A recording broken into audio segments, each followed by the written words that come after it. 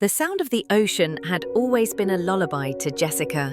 Growing up in a small coastal town, she could recognize the smell of salt in the air before she even saw the water. Her earliest memories were of sitting on the worn wooden pier with her father, dangling her feet above the waves as fishing boats came and went. The ocean was not just a backdrop to her life, it was the stage upon which her entire identity was built. She wasn't interested in dolls or shopping malls, she wanted to be in the water, feeling the push and pull of the current, watching the mysterious shadows glide beneath her. From the time she was old enough to swim, Jessica felt a calling, a deep, almost spiritual pull toward the creatures of the deep. She didn't just love animals, she wanted to understand them, communicate with them, and perhaps in some unspoken way, be accepted by them. That love evolved into a passion as she grew older. Jessica studied marine biology at university, driven by a hunger to learn everything she could about ocean life, especially marine mammals. Orcas, in particular, fascinated her.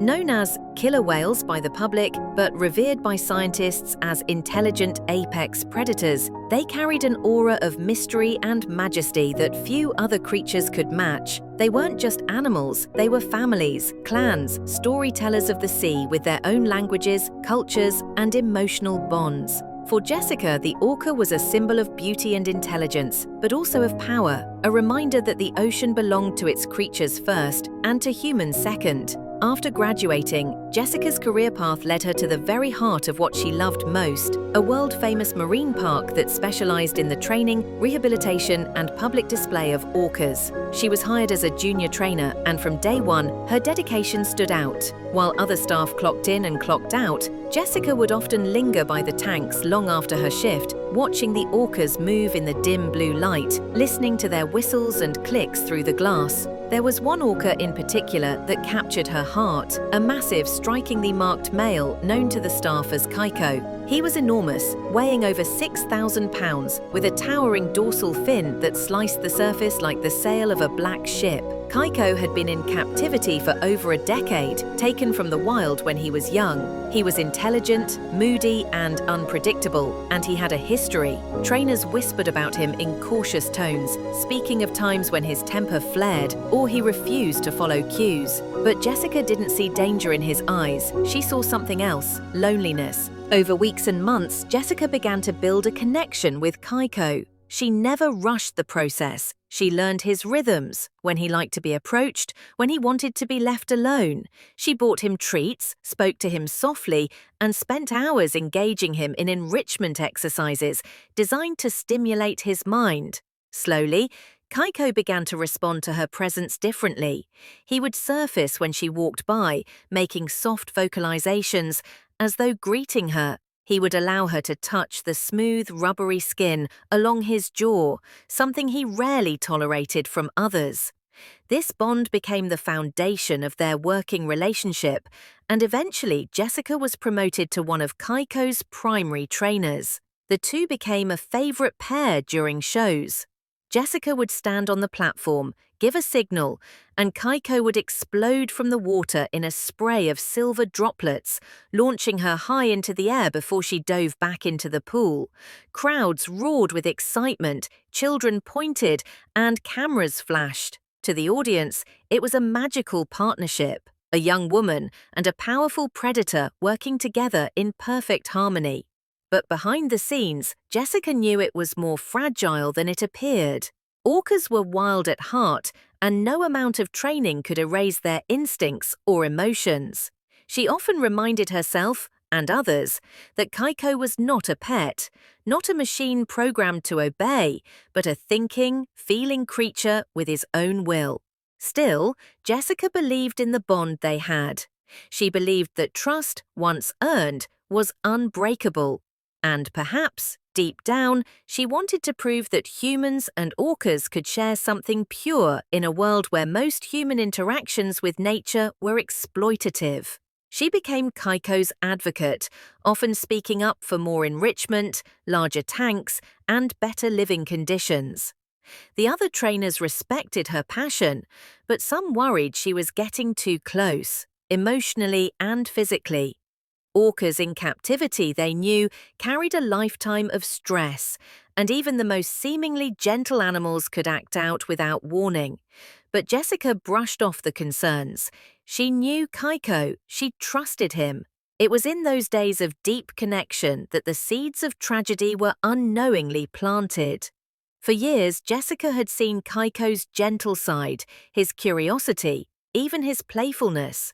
But she had also seen flashes of frustration, times when he would slap the water hard with his tail, or refuse to follow cues, or eye her with an intensity that was difficult to read. She told herself these were just quirks, the expressions of a highly intelligent mind trapped in a small world. She never imagined that one day those flashes would ignite into something irreversible. In the months leading up to that fateful day, something in Kaiko's demeanor began to shift. It was subtle at first, small hesitations in training, longer periods spent at the bottom of the pool, occasional refusal. The summer before the accident was one of the busiest seasons the marine park had ever seen.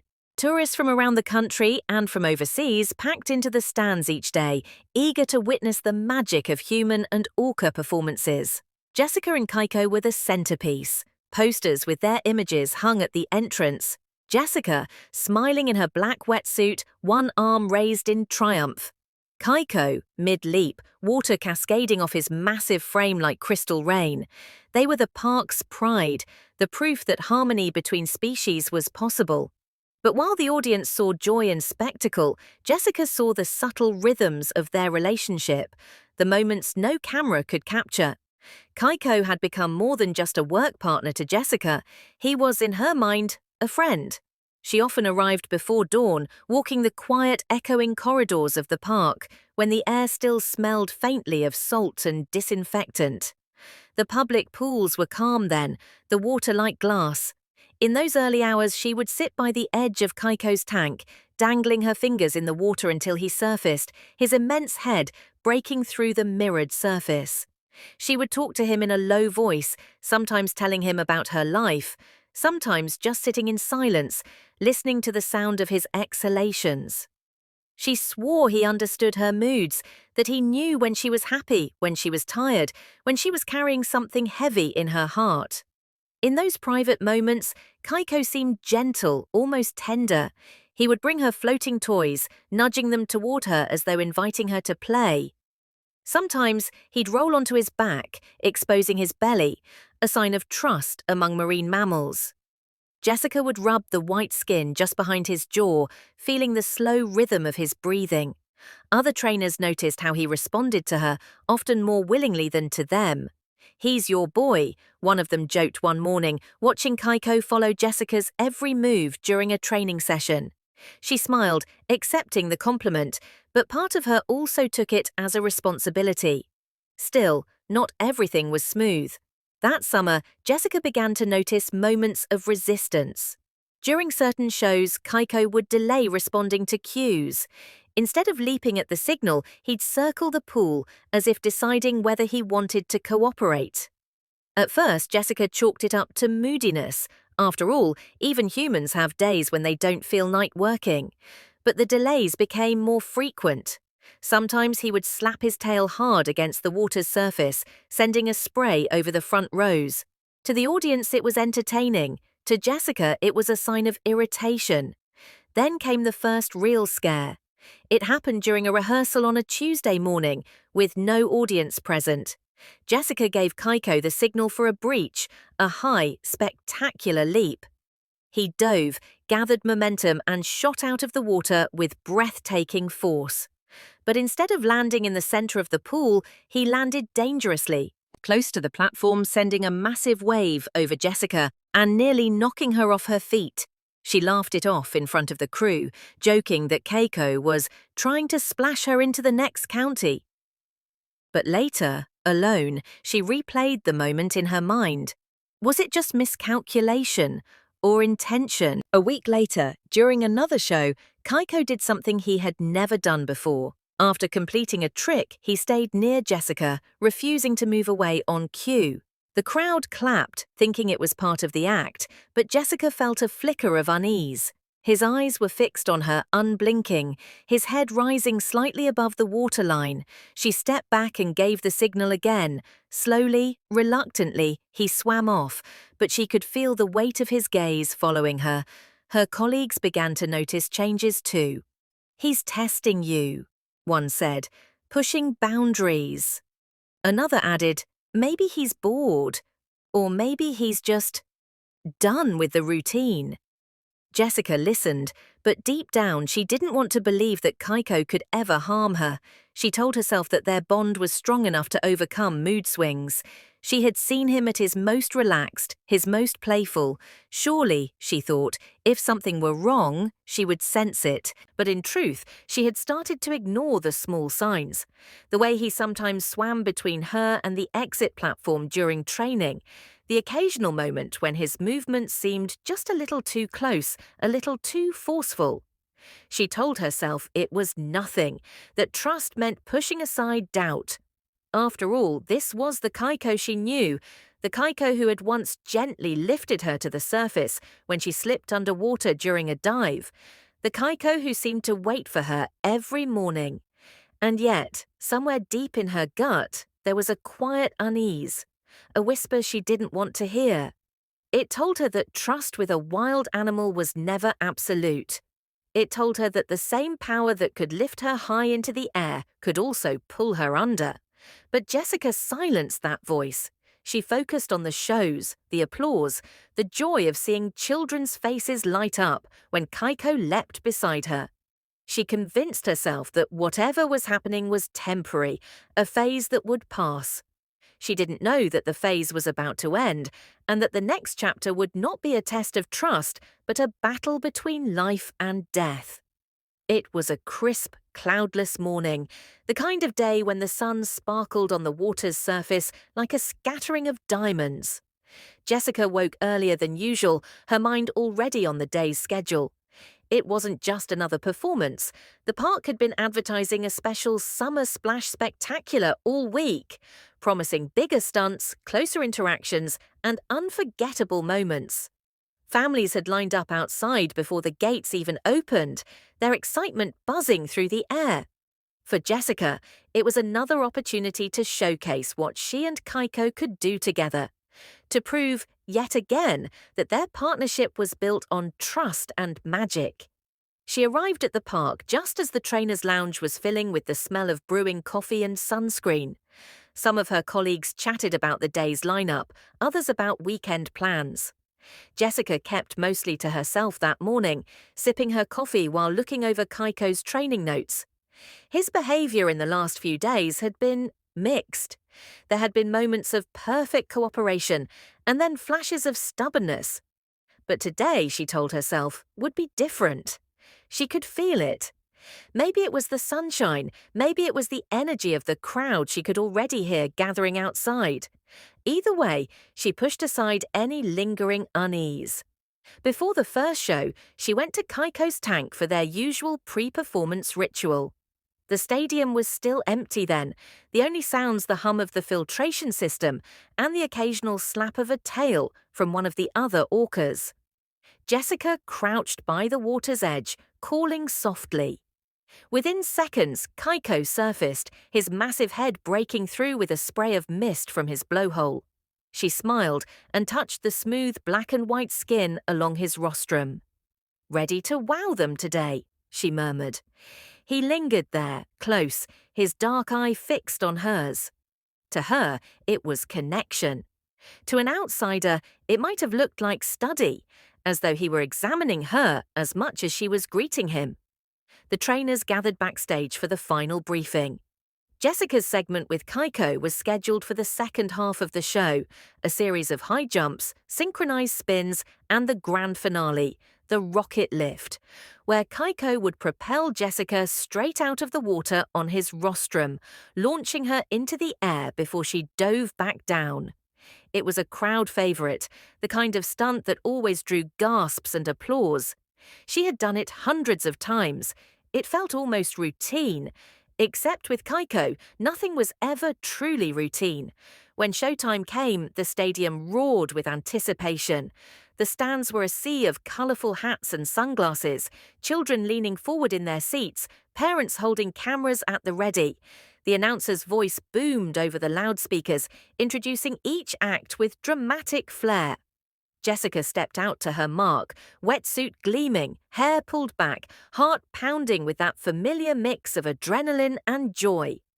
Kaiko was already circling below, his dorsal fin cutting through the surface like a dark blade.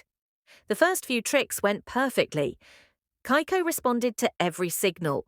Leaps that sent walls of water crashing into the front rows, tail waves that made children squeal, synchronized spins that drew cheers.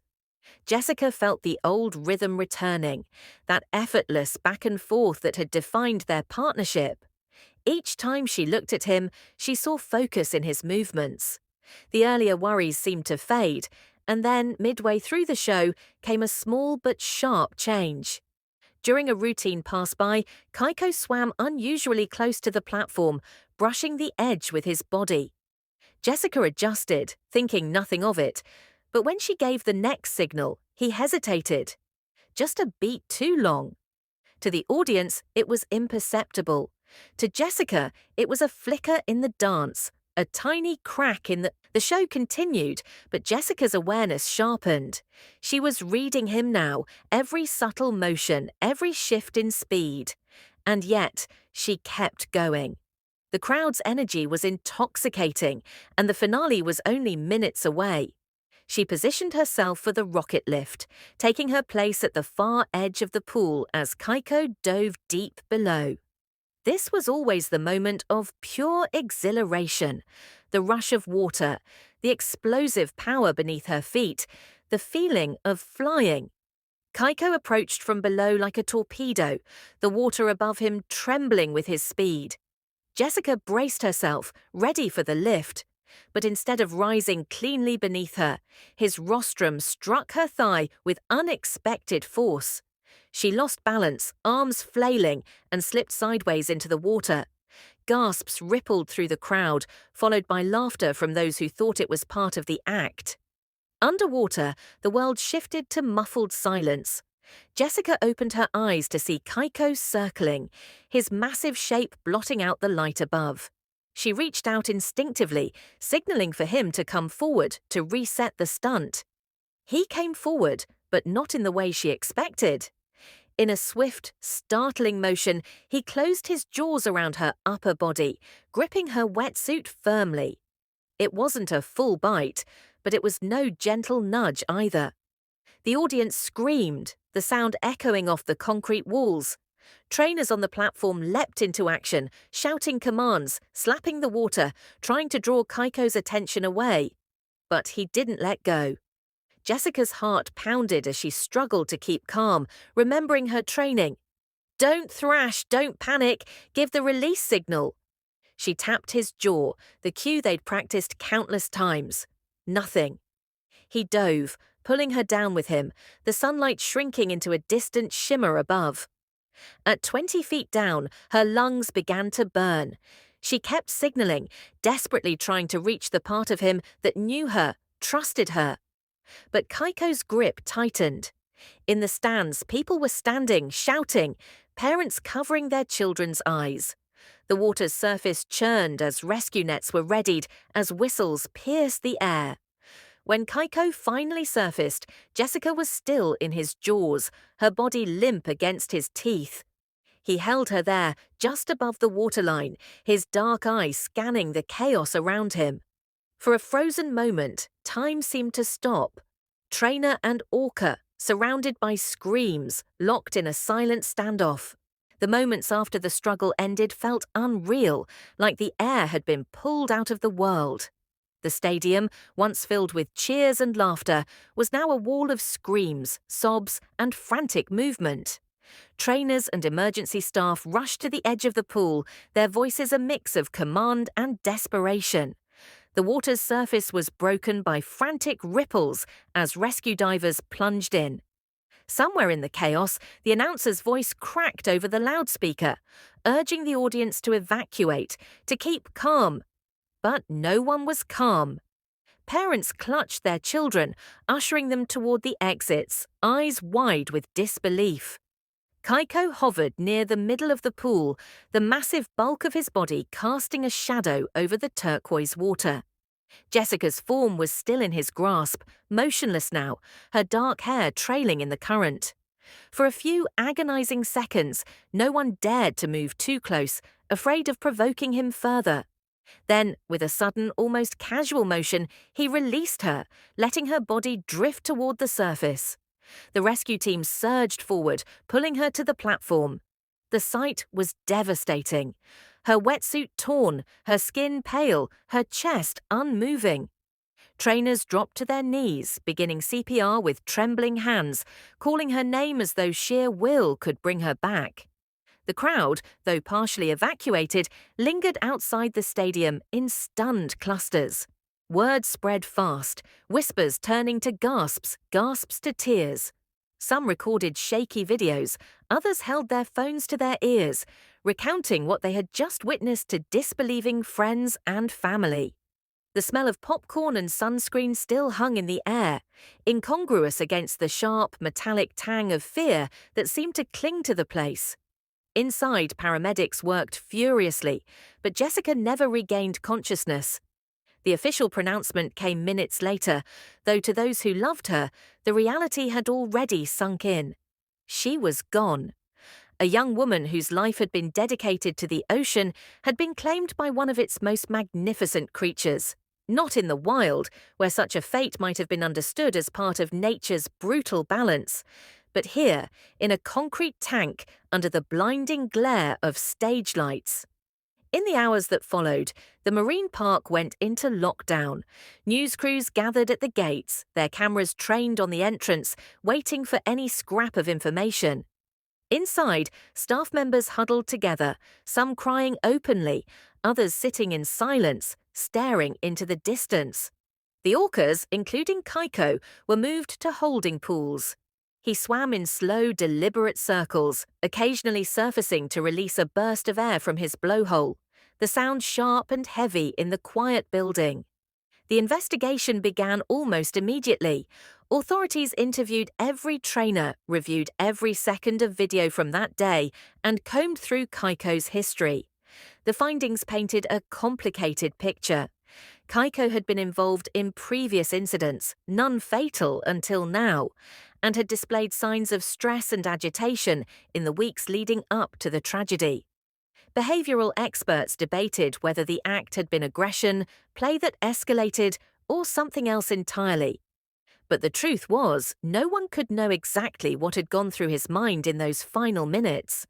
Public reaction was swift and divided. Some mourned Jessica as a hero, a woman who had dedicated her life to understanding and caring for a powerful, intelligent creature.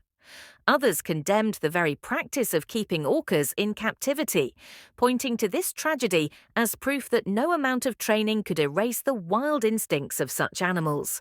Protests sprang up outside the park, signs reading "Free the Orcas" and "Her blood is on your hands" held high. Documentaries, op-eds, and televised debates followed, each trying to make sense of a senseless loss. Jessica's family released a statement in the days after, asking for privacy as they grieved, but also urging that her death be a catalyst for change. They spoke of her love for the ocean, her belief in the intelligence and depth of marine mammals, and her hope that humans could find a way to coexist with them respectfully. "If anything," her mother said through tears at a memorial service, "let her passing remind us that these are not performers, not props for our entertainment. They are beings of the deep, with hearts and minds we will never fully understand." The park eventually retired Kaiko from public shows. He remained in captivity for several more years, living out his days in a quieter, more secluded environment. Some saw this as justice, others as yet another tragedy. The life of a wild creature reduced to the monotony of a tank, his story forever tied to the death of the woman who had cared for him most. For those who had known Jessica personally, the loss left an unfillable void. Colleagues remembered her laugh, the way she would hum softly while preparing fish buckets, the gentleness in her hands when she touched the orcas. Friends spoke of her unwavering determination, her belief that empathy could bridge any gap, even between species. And yet, her death was a painful reminder that empathy, while powerful, could not erase nature's boundaries. In the years since, her story has been told and retold, in news articles, in documentaries, in quiet conversations between trainers who still work with marine mammals. Each telling carries its own weight, its own lesson. For some, it is a cautionary tale about the dangers of captivity. For others, it is a testament to the risks taken by those who dedicate their lives to understanding the natural world. For everyone, it is a reminder of how quickly beauty can turn to tragedy, how thin the line can be between connection and catastrophe. The stadium where it happened still stands, though the shows are different now, smaller, quieter, focused more on education than spectacle.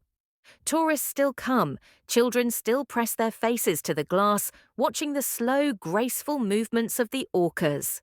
Somewhere in those deep blue eyes, perhaps, there are memories of a woman in a black wetsuit, of mornings by the water's edge, of trust and play, and of one day when the water turned cold. And so the story of Jessica and Kaiko lingers like the echo of a wave long after it's broken, a mix of love and loss, awe and sorrow, a reminder that the ocean's creatures are not ours to command, but ours to respect, from the fragile shore between our worlds.